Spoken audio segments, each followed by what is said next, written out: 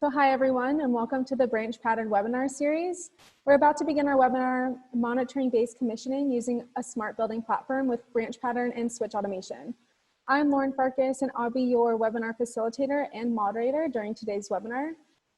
So for those of you who don't know, we are a building consultancy of engineers and scientists. Our name, BranchPattern, is inspired by the natural environment and how we use the natural environment to influence our design. Throughout our firm's history, our purpose has been improving life through better built environments. This is our mantra, and we use this message to influence everything we do. Our beliefs are rooted in nature, which has taught us that true sustainability sits at the intersection of human experience and environmental stewardship. Today, you'll hear from our two presenters, Jorde Ranum, who is the digital solutions engineer with Switch Automation. So we have a couple of fun facts. As a kid, he collected garbage outside and called it his treasure. He once unknowingly drank Rocky Mountain oyster-infused beer. And while touring a fixer-upper, he recently came within 1 foot of a black widow spider. And then for our second presenter, Carrie Nakamoto, she is a project executive at BranchPattern. Her fun facts is that she adopted a pandemic puppy that can be very opinionated on conference calls. She knowingly drinks Rocky Mountain oyster-infused beer, and she played rugby for 10 years. So with that, I will pass it off to you, Carrie. Thanks, Lauren. So our learning objectives today really involve understanding how monitoring-based commissioning and smart building technologies can help you manage building data to support the long-term operations and support healthy environments for the tenants. So we first want to discuss, what is monitoring-based commissioning? Ideally, it's a process to gather building data, conduct analysis on that data, and then turn the results into notifications and actionable items in order to improve occupant comfort and building performance. So in practice, there's just so many ways to complete this task. As the technology and capabilities around monitoring-based commissioning grows, it also supports the compliance with programs that support energy efficiency of buildings. So even the USGBC recognizes the importance of these programs, and LEED version 4 BD&C does include 4 points for including enhanced and monitoring-based commissioning on a project. So the monitoring-based commissioning for LEED points is satisfied with model performance, but really there's just a better way to ensure that data is really collected and utilized most efficiently, and this is through using a smart building platform. And this can demonstrate how actual performance meets model performance. And that's actually a passion of mine, is just showing, we want to be able to show that our buildings operate as intended. So moving on, I think the best way to understand how to best implement a monitoring-based commissioning program is to understand the life cycle of a building. And I'm sure many of you are familiar with this already, but the chart here is really just a sketch of how our design intentions is really not always maintained during occupancy without strong intervention. So our design and construction teams start on a building with varying expectations for energy use and occupant comfort goals.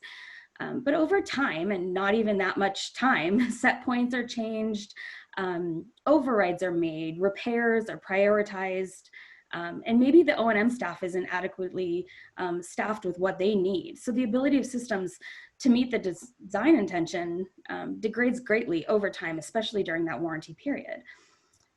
I'm sure many of you are familiar with energy audits or retro commissioning, and these services are often just provided when a building is drastically out of range, when we're very far from this target impact. And the services often just get equipment operating as it was originally designed. And because of this, monitoring-based commissioning can be introduced early in design to really keep the building operating at the target impact, not only during construction and turnover, but well into warranty for the life of the building. So to further build on the life cycle of a building, we historically see the process and activities for many facilities management programs are really reactive. They're not able to be proactive. So for an example, we construct a building and punch lists are documenting what is wrong and what already needs correction. We look at energy consumption of a building, a month or two after it happened. So it's very difficult to go back and see what went wrong or what went right. Sometimes we ask for occupant feedback, and occupant surveys really are just a peek into someone else's view on if the system met their needs. So owner feedback can be kind of the harshest way that we receive feedback on our projects, especially for the designers and architects. Often it's the only time we hear about what happened on one of our projects. So these traditional processes and methods of validation have really been industry standard to be reactive. But we really are moving towards a place where we can be more progressive and more proactive for our clients. So they keep coming back to us and we keep meeting the needs of the occupants in the spaces. So at a high level, monitoring-based commissioning programs are now supporting facilities management by analyzing the data that the building collects. The historical baseline for design teams has been to conduct maybe construction administration inspections, maybe do a warranty visit to see if equipment is installed. And if we don't get complaints, the design team can move on to the next project. On some projects, we may conduct monthly or quarterly energy benchmarking after a building is operational. I'm now looking at the level 1. But even, a comprehensive energy analysis isn't really common for most buildings. So the process, again, is retrospective. It doesn't give us any direction on why energy is high or low. All we can do is kind of notify the owner or the tenants for them to investigate. And what we see is that even though unexpected energy use is often due to operational changes, owners may still hold the design team accountable. If the building's not meeting its projected energy targets or occupant comfort targets, it's looked on as a defect in the building. So sometimes leveling up from that, we may include smart meters that will let you know when you're at peak demand or exceeding specific thresholds. But again, this is really retrospective and doesn't give indication of why there is an issue or what equipment to look at or what systems to investigate. It's just telling you something's not correct. So a more progressive method of validation is to provide the continuous monitoring, sometimes called continuous commissioning, monitoring-based commissioning. But these programs can provide real-time alerts that can affect energy performance or occupant comfort before they become issues. So this helps to ensure that the building is continuously commissioned. These systems are optimized and they stay there. And set points are altered as needed throughout the different seasons or different events. So included here is level 2 is really a step above what standard HVAC controls BAS systems provide. It's more customized yet automated alerts that has the capabilities to incorporate weather data or design energy model calculations. So data can be accurately analyzed instead of just including alarms that the facilities teams has to interpret or try to prioritize, but ultimately ignore mostly.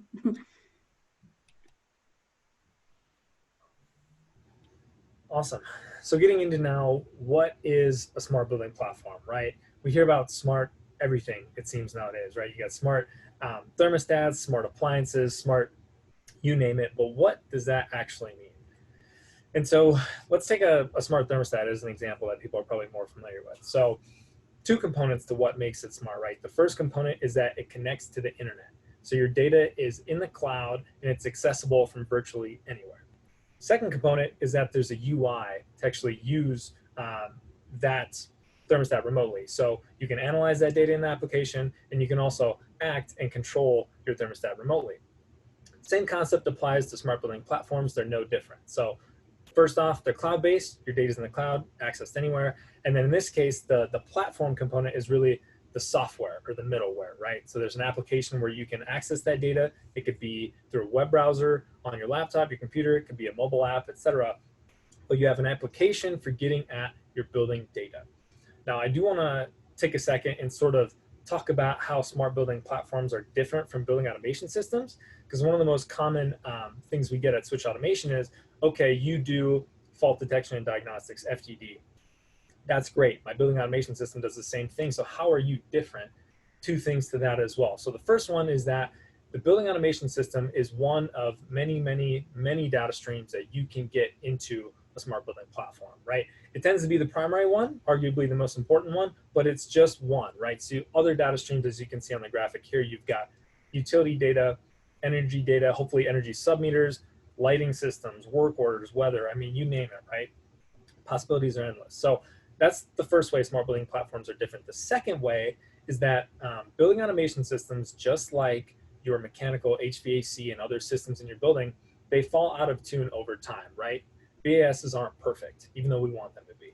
And so what a smart building can do is it can be that commissioning agent, that commissioning police for your building automation system to make sure that your control sequences stay in tune over time. And in a little bit, we'll look at a couple of case studies, real world examples where it actually was a control failure that caused us to be out of set point or what have you. Once you have all this data in the cloud for your building, not just your BAS, but your energy and other things, what you end up getting is a single pane of glass solution where you can access all that data in one platform, right? So instead of having disparate platforms, disparate solutions that A, don't talk to each other, and B, you have to have multiple logins for, now you have this sort of aggregated data set that gives you a more comprehensive picture of your building. And there's some really cool, fun things we can do once we have that data. So we'll talk about FDD, fault detection diagnostics, in detail, but you can take that a step further and actually, control your buildings remotely, just like you could a smart thermostat. So getting into monitoring-based commissioning specifically now, basically two phases of that. Step one, let's analyze our data, right? So we have all this data now, it's fantastic. What is it? What are we seeing? What can we do with it, right? So the crux of that, again, is that FDD, that fault detection and diagnostics. And let's look at an example here, right? So at its heart, FDD is just you set up conditions and logic to detect when your systems fall out of sync or fall out of set point, right? So in this example, we have an air handler unit that has a discharge air temperature set point of 60 degrees, but the sensor detects that the actual discharge air temperature is 68 degrees. That's a pretty significant difference, and we would want to alert on that because likely that's causing comfort issues in the space down the line. So we can alert and trigger these sort of failures in real time, but you can do a lot more than that. That's sort of the basics of MBCX. But you can do some really elaborate things with, say, benchmarking scores at the top here. So what we can do is we can sort of aggregate your FDD alerts and faults that have triggered and roll them up into either like an equipment total or even a building total to give you a sense at a high level how your building's doing on the whole, right? And we can divide that across different categories like energy, comfort, maintenance, environment, et cetera, however you want to slice and dice it.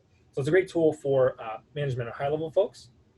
We also have modeling you can do, right? Whether that's you're modeling your energy consumption usage or energy spend, whatever it is, you can compare the expected to the actual in real time, especially if you have those energy submeters. That's what we're always hoping for, because then we can do this in real time. We don't have to wait 2 or 3 months for our utility bills to come in before we're detecting this increase in consumption. So step one is analyze. Step two then is act. What are we going to do when we find these failures? And there's a few flavors of this. So let's say it's a critical fault or a critical alert that we want to action immediately. One option, you could then use the fault trigger from your platform to automate the creation of a work order. So that's another integration, APIs with work order systems, whatever your facility management team is used to, you can then fire off an automated work order if it's high priority. Let's say you don't want a work order right away, but you want to know about it right away because it's significant, maybe not critical. Then you can get an email or a ping in real time. Third option is maybe it's something I want to action, but it doesn't need to be action now. I'm going to bundle that and I want to action it later. So you can not get the alert. We don't, alert fatigue is the last thing we want to do. We all know what that looks like, right? So maybe you don't get an alert, but it falls into a queue, a list that you can then bundle to be actioned later on. And sort of the option you choose depends on your priorities, and it also depends on your facility management structure, right? So some people have an in-house facility management team that can go action these things right away.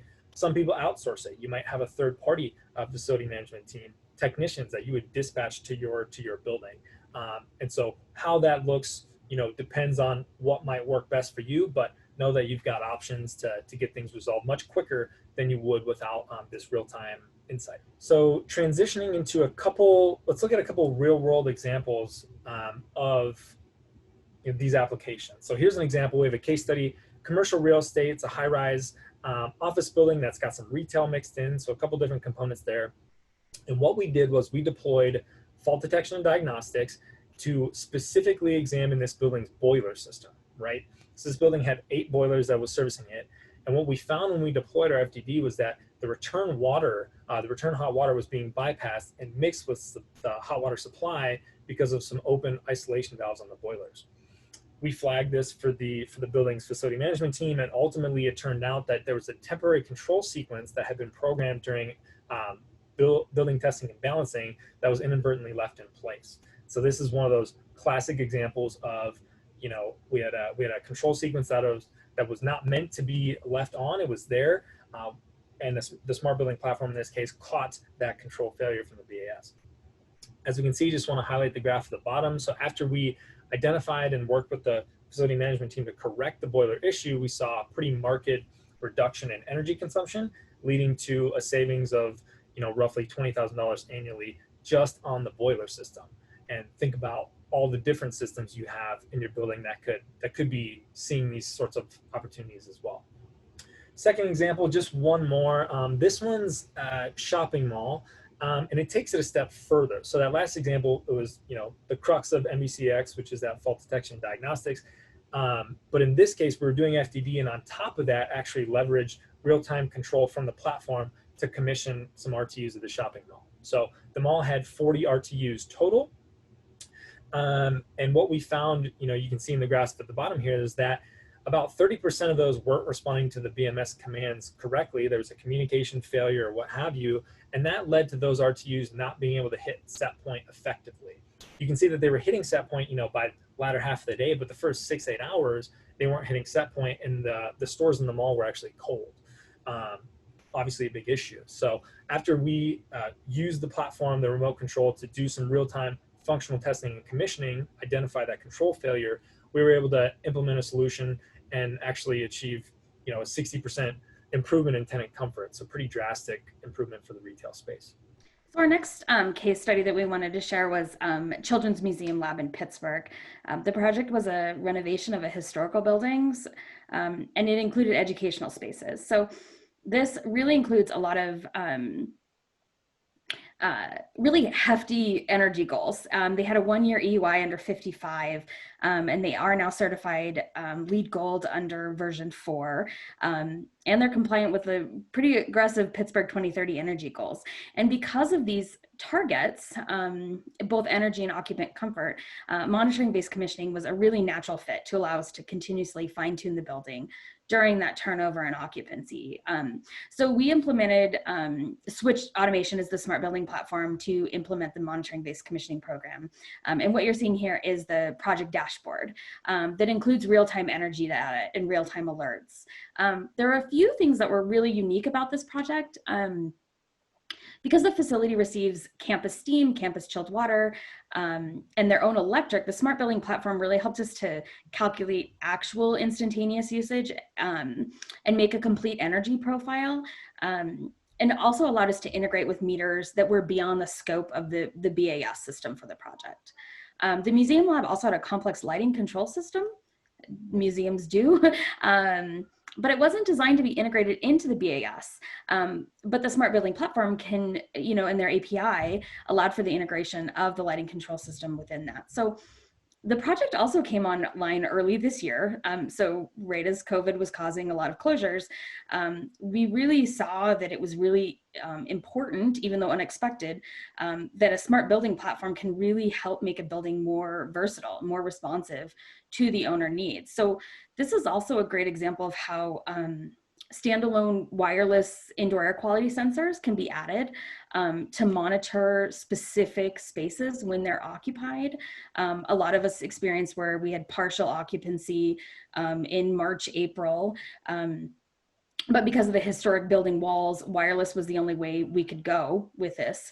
And the smart building platform can allow us to update airflow ventilation rates based on those sensors. The ability to have a web-based dashboard that the occupants can see, we also see that that's extremely valuable, that they can view the air quality as they return to work. And I think this really, these smart building platforms really integrate with any equipment virtually, including sensors and meters that are on the network, that are BACnet and Modbus compatible.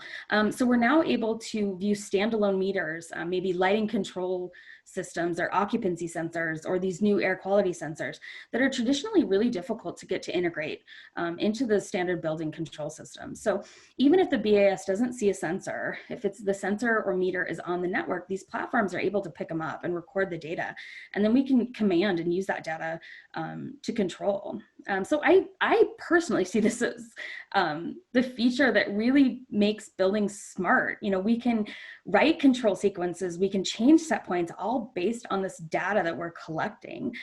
So while it's best to kind of integrate during design, these smart building platforms are a way to increase connectivity really of existing building systems and make even the older buildings really, really smart.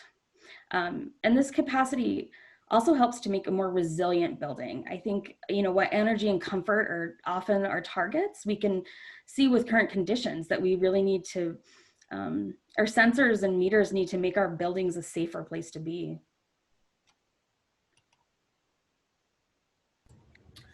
Great. So I wanted to provide an example of some of the things that you can do with all of this data once you have it and you bring it into your platform, right?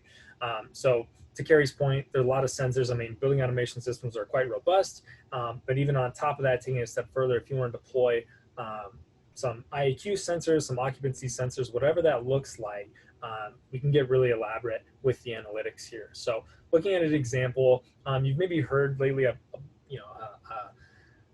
popular buzzword is digital twin. Let's take your buildings and model them in 3 dimensions virtually, so you can see that. We have an example here of that with a commercial real estate office building, and we can see at a high level when we're layering on this information like temperature, humidity, CO2, occupancy, etc., how our buildings are doing, you know, by level, or we'll see by particular space. So we've got some examples. Looks like a few of our floors are doing well. They're in optimal environments. A couple of them need some work. So let's dive in and take a look where we might be needing to improve.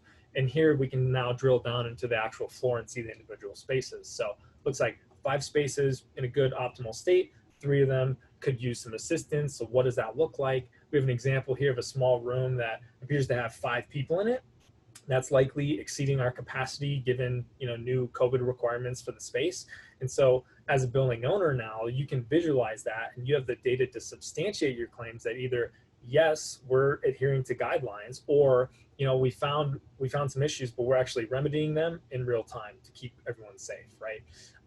So you can drill down to that. And again, sort of the holy grail of IAQ and the safety and comfort of spaces and Switch's estimation is the big 3: temperature, humidity, CO2. Let's model those based on our spaces, see where we're at. And then, you know, the big new recent one is, of course, people counting. So what does my building's occupancy look like? There's a couple ways you can do that. You can, you know, actually deploy occupancy sensors themselves, or you can approximate. So one example or solution would be an access control system, right? So if you are having the key card swipe into conference rooms or your office or whatever it is, and you can get access to that data, we can bring it in the platform and say, okay, maybe we had 5 key card swipes in 30 minutes, and it's not, you know, a hard occupancy count, but we're using that to approximate the fact that we think the space is over capacity. So let's go remedy it. So I'm sure that you can see from the case studies how we've kind of monitored the buildings to support operations.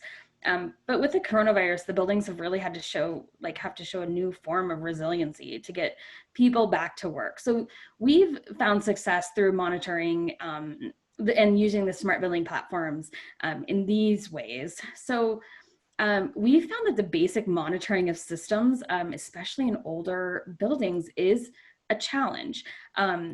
But these, you know, monitoring is step 1. We need to make sure it's operating correctly to begin with. So projects that have had monitoring-based commissioning or smart building platforms, like we've shown, they create that automatic alerts, and we found the facility is more likely to know if the outside air dampers are malfunctioning or ventilation isn't adequate.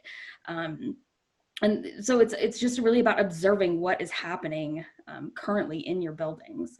The second, you know, main way we found success is adding hardware.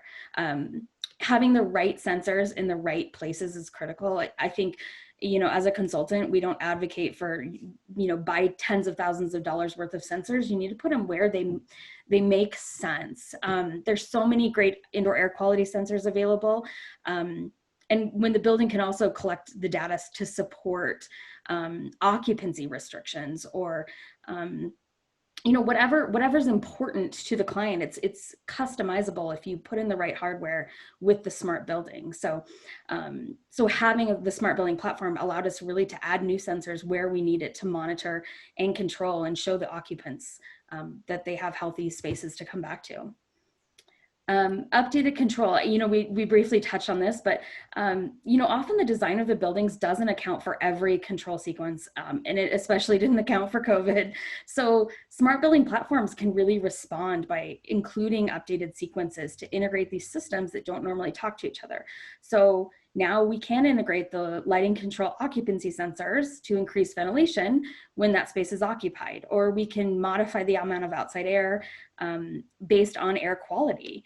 And it's, while our response to COVID focuses on indoor air quality, I'm also seeing that the fires and smoke in many areas right now is causing us to reevaluate the outside air quality and control our buildings in that way to make it safe for occupants. So again, the platforms really just allow for that versatility of adding or subtracting hardware and updating sequences. And, you know, another item, and we haven't really touched on this yet, but, you know, smart buildings and platform, having the data analyzed can really help you make better decisions based on the data. You know, we can't pretend that money is no object. I try to sometimes, but we really owe it to our clients and building owners to give projections of the energy cost. And currently that's really done based on energy model data, but let's base it on actual data. Let's base it on instantaneous and help our clients understand how the effects of how we're changing our buildings now to respond to COVID, you know, how they can plan for that financially in the future. You know, and as we prep our buildings and make changes for the occupants, we want them to return quickly, and we need to communicate with them and show them that spaces are healthy. Sometimes it's all perception, right? So these dashboards that are incorporated with so many of these smart building platforms really can show this instantaneous air quality. Maybe it can show actual occupancy at different times of the day. It can report real-time ventilation that's achieved. So all of this can show our owners that we're really supporting the health and wellness of the tenants as they return. So I'm hopeful that everyone is really eager to implement a monitoring-based commissioning program, but there are so many smaller ways that we can all get better monitoring on our projects. So these are just kind of steps, I think, things that we think everyone can do. So in design and construction, we believe that, you know, a strategy with a strong understanding of benchmarking and tracking of the building throughout its life is important to include in that. That's another thing that's retrospective. We think about it once a building is operating poorly, but let's think about what we want monitored during design. What meters need to be installed, what sensors need to be installed, what's important to the owner to look at. And we clearly strongly believe that a smart building technology will help the building be able to respond to changes. But when the building's occupied, you know, alerting the design team or the owner of facilities with that actual performance versus estimated is really invaluable. It can show that everything's successful, you know. We want to get away from that retroactive thinking. We want to avoid that drift that happens. And these buildings are in operation for 10, 20, 30, 40, 50 years. So we want to see that real-time energy usage and real-time occupant comfort or indoor air quality, whatever's important to, you know, to the tenants of the building. For occupied buildings, you know, a monitoring-based commissioning program really helps to define custom outcomes.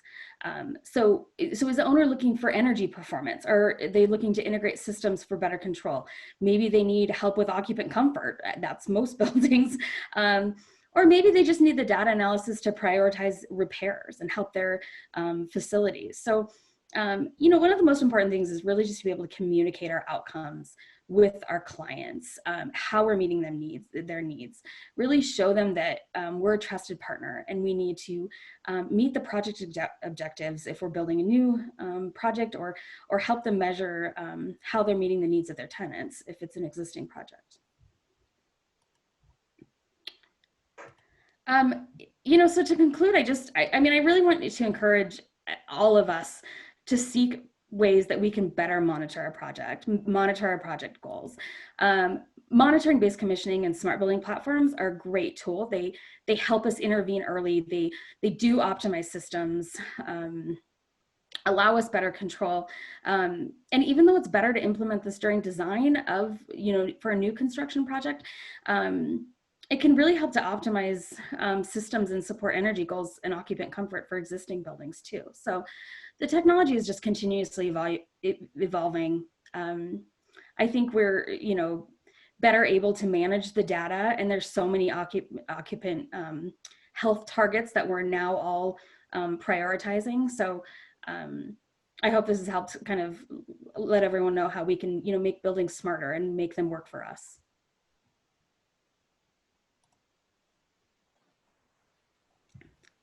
So we do have quite a bit of time for some questions, and there were some that came in. So I'll kind of just start sort of getting those with the first one. So Carrie, this one's for you.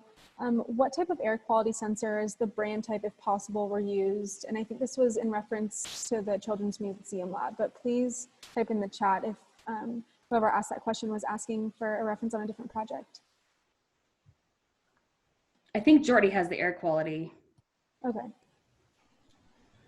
Yeah, so I guess, it wasn't entirely clear to me which building was referenced with that question, but regardless, one that we've used before for IAQ is Monet. Monet's a wireless sensor provider. It's one of many you could use. I know Switch has used that one before, so it's top of mind for me. I will say though, with smart building platforms, we're at least at Switch are hardware agnostic, so we don't require certain vendors. We don't really recommend certain vendors unless a client comes to us and says, hey, we're looking to implement this. Have you worked with this company, et cetera? We can give some recommendations, but yeah, we typically work with whatever you have. And for this question, Monet is one that I've seen previously. And here was another one that came through the chat. If you are adjusting set points in system settings, do you own the risk, or do you work alongside the BAS maintenance contractor, or who owns that risk? This is a good one. That's a tough one. Right, I think anytime you make changes, it's always scary to the control sequences. I think it is a partnership, right? Like the owner's contractors, we all want to understand why we're making a change. It is something maybe I can let Jorde speak more because he's on the platform side.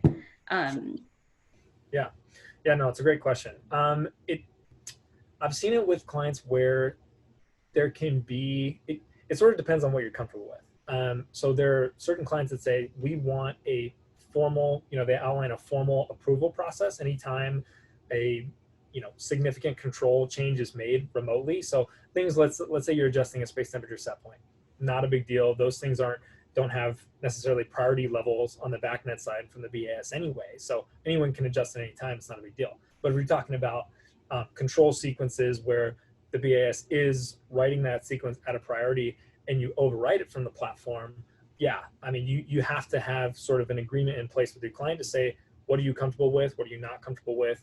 When do we need to seek approval and when don't we? Things like that. So it's a bit more nuanced, but it's a great question. And then here, I'll just kind of go back and forth between, I think, the chat and the Q&A.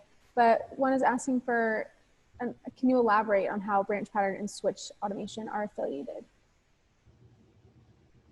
We're friends. No, so BranchPattern provide monitoring-based commissioning. We have for years, and probably 10 years ago, it was that monitoring-based commissioning was that retroactive, like we looked at energy bills and compared it to the actual, energy model, gave a printout to the owner. And in the last few years, we've realized we have technologies out there. So we've partnered with Switch. We use their platform as part of our monitoring-based commissioning program, I guess, is we evaluated there, like you guys have seen, there's plenty out there. And we went through quite a long evaluation process. And Switch was our preferred partner. But we do have clients that request, I know a lot of you are familiar with SkySpark. We want to support our clients' needs. So there are different platforms out there, but Switch is our preferred, and that's how we partner. And then here, popping back to the chat. So is it your experience that the SVP can make control changes to the BAS at the automation level, and how is that achieved? Yeah, I can take that one. So in terms of, I don't want to get too detailed, but I'll this right backnet commands at 1 to 16, 16 being the lowest priority, 1 being the most critical highest priority, right?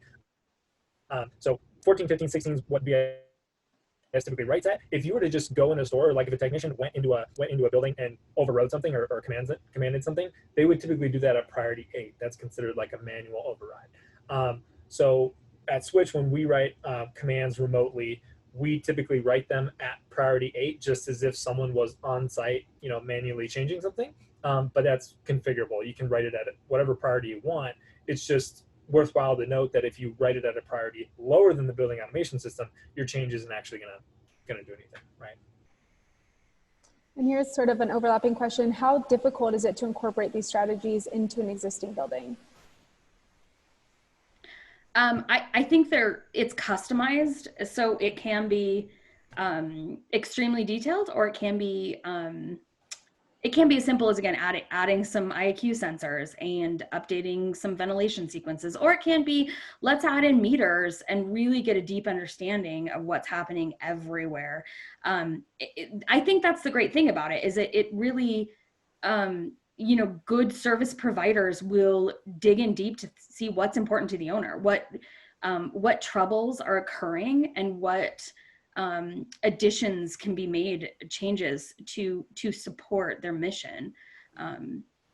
So that's one that's it's tough, because even monitoring based commissioning, the phrase is it can be a small program, and even to comply with LEED, there's not a lot of documents required or validation required. It can be very small, or it can be an elaborate system that an elaborate program that can make a lot of changes and provide a lot of value. It just depends on the owner needs. And can you speak to maybe the value versus cost debate when it comes to making decisions and integrating monitoring-based commissioning? Or what does sort of a cost look like there? I can speak to that a little bit, just because I'm on the client side to work with clients to implement these solutions and drive ROI and all those sorts of fun things. So yeah, obviously it varies like anything, but typically, yeah, we see a return on investment. In one of the case studies we showed, big savings on just the boiler system in that building. Those sorts of things happen all the time. And so depending on the condition of the building, how many systems we're integrated to, the value proposition can vary. Obviously, the more data we're seeing, the more we can do. And I'd say the big one is control. We've actually had a lot of questions about control, so it seems people are interested.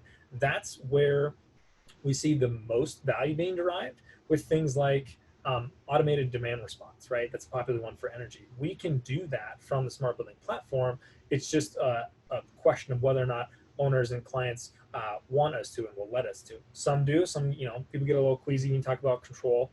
But if that is on the table, that's where we see the most significant savings for our clients. And another question, how does this approach work with energy modeling? Is there a connection between the modeled performance and the actual performance after occupancy, or does this help with it? Yeah, what we found is that you can integrate the energy model into the smart building platform and create its own separate alerts when you're deviant from the energy model based on weather data. that's one of the main differences, I think, in just between doing it on paper, doing the old school way of monitoring based commissioning, is that we can integrate that data into what's actual, actual performance, and find out how different we are from expected. Jorde, do you have more? I feel like you're in the weeds more on that also. Yeah, I mean, we certainly do it. I would just say that where my mind was going was energy management service. I mean, that's a huge standalone service in the industry, right? And that's one of the many data streams that you can pump into a smart building platform or program. And I think that's where you get a lot of value is your energy management system is no longer separate and disparate from your building automation system, which is separate and disparate from your lighting system. Like when you combine all of these things with the models, which we certainly can do, you get a more holistic picture of, okay, EMS is telling me we overconsumed on electricity last month, but then the building automation system and FDD tells me, oh, it's this particular system that was consuming too much energy, or maybe it was the lighting system. Lights are being left on overnight. So although a lot of smart building platforms aren't necessarily standalone EMS solutions, they can incorporate that data and give you, a very comprehensive picture of your energy profile. So here's another. What do you see the role of the ongoing commissioning agent with using a building monitoring system? I guess that's for what is my role is the question. I think what we're seeing, I mean, maybe someday I'll be completely replaced by the platform, but there's always that customizing and interpreting of the data and presenting it to the client. So the platform, it does give you a lot of alerts and a lot of data. I think having a consultant in the middle to act as an advocate for changes, for upgrades, and again, maybe it is that really understanding what the owner needs and customizing that data to really be specific to help the building evolve. I think that in general, the commissioning agent will help the process along, right? That, set up and check out. It's a system like any other system, so it needs to be commissioned and validated and turned over properly. So I guess in addition to helping with that, it is really the role of the commissioning agent or the monitoring-based commissioning authority is to facilitate that process and make sure it's customized for the owner. Yeah. Let's see. There's a lot of questions, which is good. Are there ways to quantify the return on investment of some of the health benefits that you described of monitoring-based commissioning? Health benefits, I assume that's referring to, let me think now. Well, I think that we're right. Like we're continuously, there's energy savings is easy to quantify, right? Like if you go into an occupied mode an hour earlier, we can quantify that really quickly. But there are a lot of health benefits that smart building platforms will support. Like we say, like that increased ventilation and just a more comfortable space, temperature control in a space. This is a question, I know internally we have like a research and development team that looks into that. We have a happy tool on our website, and it really shows the correlation between occupants having good lighting or increased ventilation. I really can kind of estimate savings with that. Those aren't currently integrated into like the Children's Museum Lab. We haven't integrated those. It really is just energy savings to show the ROI, but I do see that as the future, really showing that the occupants are healthier and more productive. Here's another one. So how does a software-focused company like Switch work with controls and contractors on a typical construction project? Do you get involved in the commissioning as part of the commissioning team or as an owner's rep? Do you come in behind the contractor? And if so, how does the project team ensure that the controls are ready for a painless onboarding into the platform? Great question. A lot to that one, so I'll try to unpack it a little bit. I would say historically, typically, we have come in after a project is commissioned and built and constructed, like an existing building, right? That's typically where we've seen the most value in the past, because a newly constructed building, of course, should be operating optimally, like it's brand new. It should be great, right? No problem. Jorde. Carrie knows that's not the reality. So yeah, Carrie, you want to speak to what we've been doing? Right. So it's funny because I've been dragging Jorde into those new buildings. Because again, I think 20 years ago, we only looked at existing buildings, but now we're realizing let's incorporate this now to let it be for the next 50 years. So I think leads facilitating, I think owners who are familiar with the process are facilitating, really getting monitoring-based commissioning in with the commissioning program from design. I think, and I was trying to really emphasize that it is a lot about what you measure. Like Jorde's and his team will gather all the data, but if you don't have the right meters, the right sensors, so during a typical construction project, we really work early to get the right meters and sensors in place. I guess from there we do, or from my experience, I've done, commissioning, and this, like I said, is a system part of commissioning. So we will install it, test it, validate it, and it is convenient because these smart building platforms will also do an analysis of the data quality from the BAS and review the network capabilities. It gives us insight that traditionally we haven't had in commissioning MEP systems. And so that process is standard. So we'll check out during installation, we'll do inspections and test. And then really the platform is turned over on Jorde, like at occupancy and running, kind of when the BAS and systems are installed, the platform's running also. So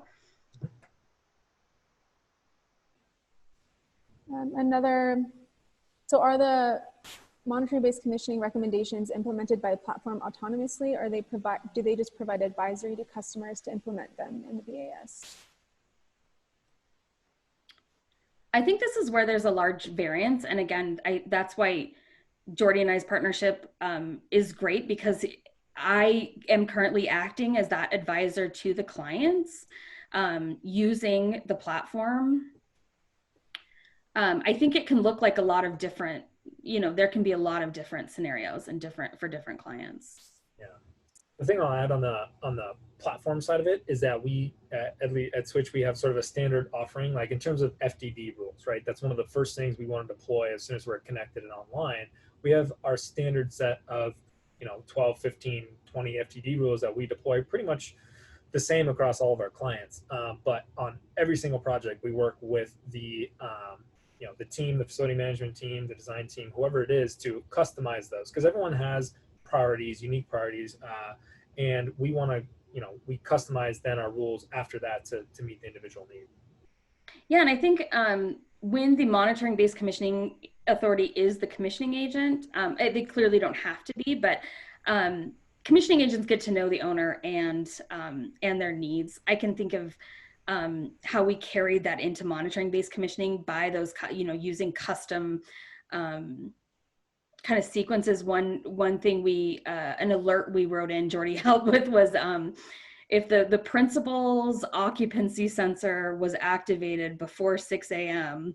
and the space temperature was not above 68 degrees, it needed to immediately send an email to the facilities, right? Like there's always buildings with just these custom needs by the occupants. So I think there's some continuity there in knowledge of really, again, just customizing it for the client and for the building, that we can act as an intermediary for, but so can Jorde. It just depends on, we found it as a need for our clients though, to have this platform. So that's why the partnership arrived. And is the system cost an initial lump sum to payment for implementation or integration, and then an ongoing monthly subscription for the software program, or how does that look? Yes, that's what, yeah. Nailed it. Nailed it. It's the hardware cost of the gateway device. First, I guess I shouldn't speak for, but monthly subscriptions. And I think that's standard, more or less. I mean, but for Switch, that. Yeah, no, that's right. There's an integration cost. Like we're a software company, software platform, but we have one piece of hardware that we deploy integrated to the clients' networks so we can pull that data out of the BAS. So there's a one-time fee for that, one-time fee typically just to integrate all of the data, get all that data in our platform, and then from there it's just like a monthly SaaS subscription fee. And so then here's a very specific question, but would that installation implementation of Switch typically fall under BranchPattern's contract, or whose contract does that fall under? Those are all above us. No, yeah. just no. We for our clients, we provide monitoring-based commissioning as a service, and if we know we are going to use the smart building technology, we will include that in the fee to the client. You know, the goal is to give them. We also want to provide a fully functional system, so that is all under our contract typically in our partnership. But I could. Maybe it is after our contract is up, our clients can renew directly with the smart building platform independently, or maintain our service as that consultant ongoing. So, but that's how we're currently structuring it. But again, it varies. It can vary. That's not. It does. Yeah, it does vary. The one thing I'll add to that, in terms of, you know, we've had a lot of ROI questions. What's the cost? What's the implementation structure look like? Great questions. One thing I'll throw out is, I mean, this is over the US. I've seen it probably the most in the Northeast part of the country, but there are utility rebate programs that make implementing an MBCX program and or a smart building platform almost free. I mean, like actually free in a lot of cases where like NYSERDA, ComEd, R10, there's a few examples where they'll say, hey, if you're going to implement this program, we'll give you a kickback. And it typically, at least for the first year, covers the entire cost of the program. Right. And I guess more on that, you know, we're finding that it's beneficial for our team to roll it into design projects, right? Like this isn't just a service to like optimize. It's really, we want to validate our own systems and make sure the client's getting everything as expected. You know, we're meeting those targets that we promised them. So from a design perspective, we also find that we want to include it in those projects, just kind of business as usual. This is the future, and business as usual, hopefully in a few years, will be let's monitor all of our buildings and provide that value to the clients. And I guess just sort of in terms of when you're talking to clients about this, how is that typically responded? Do you see owners sort of hungry to have it sort of be integrated and included in projects, or do you see people sort of resistant? I'm sure Carrie and I can both speak to that. Like everything, it varies a lot. I mean, some people, it sort of depends on how far along they are in, you know, what we call a smart building journey, right? So your smart building journey is much greater than just a smart building platform. It's the hardware backbone, it's the sensors, it's those layers of things. And it typically, yeah, depends on who's in a managerial position for the facilities team and how in tune are they, how far along are they in that journey. If they're far along, it tends to be a really quick, easy conversation. They get it and they're like, let's go, we need this now. But there are some conversations where, you know, people are still trying to figure out what their program is going to look like in the future, and it takes a bit longer. So yeah, I completely agree. The only thing I would add is that I do feel like LEED has, you know, opened the door in version 4 a few years ago to acknowledging that buildings deserve kind of a robust monitoring program. So that did seem to open the door a little bit more with clients that maybe weren't interested in the smart building. You know, I saw, I think there was a question on warehouses, and that's one area where, you know, initially, some warehouses don't even have really complex BAS systems, if BAS systems at all. But that's an area we're definitely expanding into, because this platform can help with a few select meters, really monitor building, even if there is no BAS. As long as we have some meters on the network, we can provide some analysis and some value, and especially looking across an entire portfolio of buildings, whatever that might be. The clients are now seeing that as a value, where initially it's LEED credits, you know, but now it is becoming more mainstream. But I do completely agree. It is along the smart building journey. And you kind of touched on, that was going to be the next question I hopped to, that question about, have you done monitoring-based commissioning on warehouses and distribution facilities? do you kind of want to speak more to that, or? Yeah, we're providing, we do have quite a few contracts with, for monitoring based commissioning on warehouse and distribution. It is, I guess I would say the biggest success we've found is putting the right meters in at design. It's not a lot of meters, but it's all about planning. Even for smaller facility, or I shouldn't say smaller, but because warehouses are huge, but being thoughtful about where meters are, where air quality sensor, even if it's one or two. I know that, we even support Energy Star with having indoor air quality sensors. Monitoring is part of that, right? So it's just being thoughtful in design about what are the end goals. And in warehouses, it is, we found it to be very successful. It's nice for a client to be able to watch a portfolio progress. And then sort of coming back to, you're touching on LEED. So one of the questions is what you're talking about sort of like one gets by default when requesting compliance with the LEED monitoring-based commissioning credit, or does this go more into depth? So this is more in depth than LEED does. The language leaves it up for a lot of interpretation. I think what you submit to get the credit for monitoring based commissioning through LEED is a list of monitored points. That's literally what you submit. So that does leave a wide, you can still achieve monitoring based commissioning, doing it the old way, but the previous way of just doing analysis on past data, and provide, you're monitoring points, you do the analysis, often manually. I've done it. It's a lot of Excel files, and still achieve LEED, right? Like the point is, let's monitor our buildings, and LEED's supporting that, which I feel is great. It's a step. But yes, I think, having a consultant and a smart building platform to really support you, I feel like that's where you get value. I think that's where the occupants get value. I think that's where you truly can get closer to your target values on what you expect for your building. We've gone through a lot of the questions. I'm just going to have a couple more. And if you guys have any more questions, please feel free to sort of type them in the chat box. But how programming intensive is Switch compared to SkySpark? Love that question. So I've never used SkySpark personally myself. We actually have an engineer on the team that came from SkySpark. And per his reports, one of the biggest advantages to deploying logic in Switch is that we actually have a UI for it. So in comparison in SkySpark, there's like a coding language, and you have to know that coding language to be able to deploy your faults, which is obviously a bottleneck. In comparison in Switch, we have a UI where you search for the sensors or the points that you want to bring in and run your FTD on.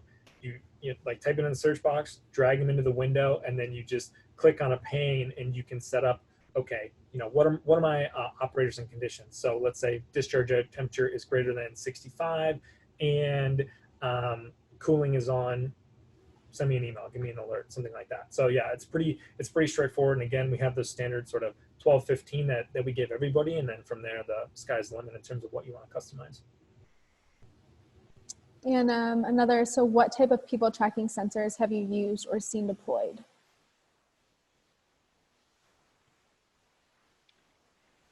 I haven't seen the new, I don't have a project I'm waiting for with the security cameras that do the counters, the beyond occupancy sensors and people counters. I have not yet been able to work with some of the fancier, newer devices. Jorde, what have you seen? Yeah, I would agree. Like in terms of personal experience, none of the clients I've worked with have gotten that far yet in their journey.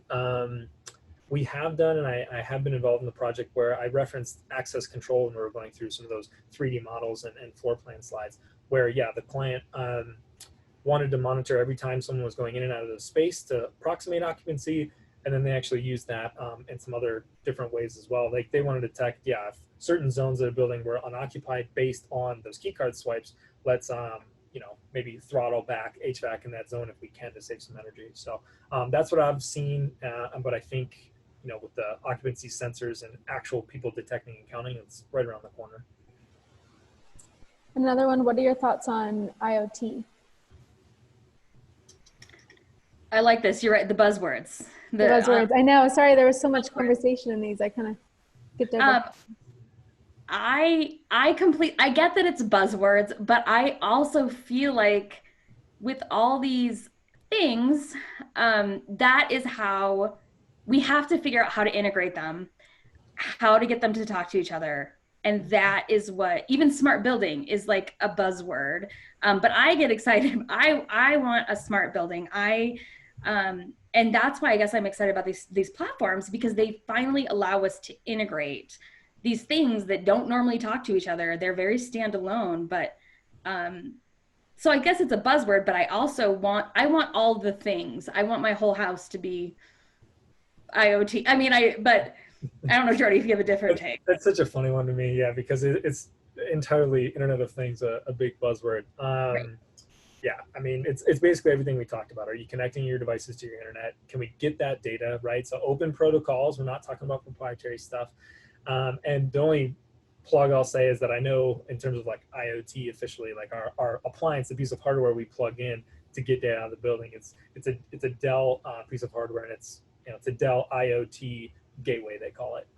That's all I'll say. But yeah, other than that, it's definitely a buzzword. Let's see, back to another payment question. So are the monthly payments linked to energy savings? No, not currently. I mean, I've been a part of, energy management programs in the past where that is the contract structure. But I think, like we mentioned earlier, right now it is about more than that. I'm sure it could be, but it's not linked. We're looking at comfort and long-term maintenance, and as well as energy. So Agreed. Yeah, I think we've had maybe one or two contracts in the past, at least, maybe not definitively, but loosely pertaining to like an energy target. So we've seen that, but yeah, we really try not to do it just, because of all the other value and sort of the intangibles you get out of a smart building platform, an MBCX program, right? Like making your operations team simply more effective and efficient might not like directly translate per se to dollars saved in energy, but it's making everyone's life a lot easier and better, right? So there's some of those things. So does BranchPattern provide consultancy based on switch identified deviation, or do site assessments before switch implementation? Both. It is hard or almost impossible to implement a smart building platform without an analysis of the building. Maybe I'm not as trusting as I used to be, but I need to be on site. I want to see what sensors are working, what dampers are open, what the real conditions are. See how many people have heaters on the floors in their rooms, right? You need to gauge not only kind of the physical condition of equipment, but also occupant patterns, really to find a good solution. So again, I think that's why we've partnered, is that we're, I do see that a consultant as well as a great platform is needed to really get the solutions that the client will value. And then here is the last question I see up. And if there are any other questions, we are kind of running short. We only have about 4 more minutes. So this might be the last one, but can switch automation work on non-BACnet BISs? Understood. So non-BACnet. Yeah, sorry. I was going to apologize for saying that. Yes, we can. It's not normal. I mean, BACnet IP is what we see the vast majority of the time. We can do non-BACnet. It would just be a question of how do we get that data? So is it an API that maybe we've already written and it exists, or is it an API we need to develop, or is it some sort of flat file data feed? I mean, there are some options there for sure. But that said, BACnet IP is what we see the vast majority of the time. And actually, Shane just has another comment back to the IoT conversation is, am I right in saying that the client still has multiple automation systems at a low level and a high level platform integrating them all to one head end? Yep, absolutely. It is that you may have a BAS, you may have a standalone boiler, you may have a standalone lighting system, you have the access control system, and what what Jorde's, IoT thing does is plugs into the network and gathers that data into one location. So it is, yes, the goal is to integrate the systems into one, have all your data in one stream, one platform where you can further customize, do the analysis, do the fault detection, and that doesn't happen at those lower levels. So I think with that kind of brings us to the end of our questions. That was a really great conversation, and we really appreciate all of your guys' engagements and all of the questions that came through. Thank you everyone for joining us today, and a really special thank you to our panelists, Jorde and Carrie. That really provided some amazing information. And so before we close out, if you'll just go to the next slide, I would just like to bring everyone's attention to our upcoming webinar that's scheduled next week on Wednesday, September 23rd. Exploring P3 partnerships in higher education. We have some other really great panelists who are going to be joining us next week.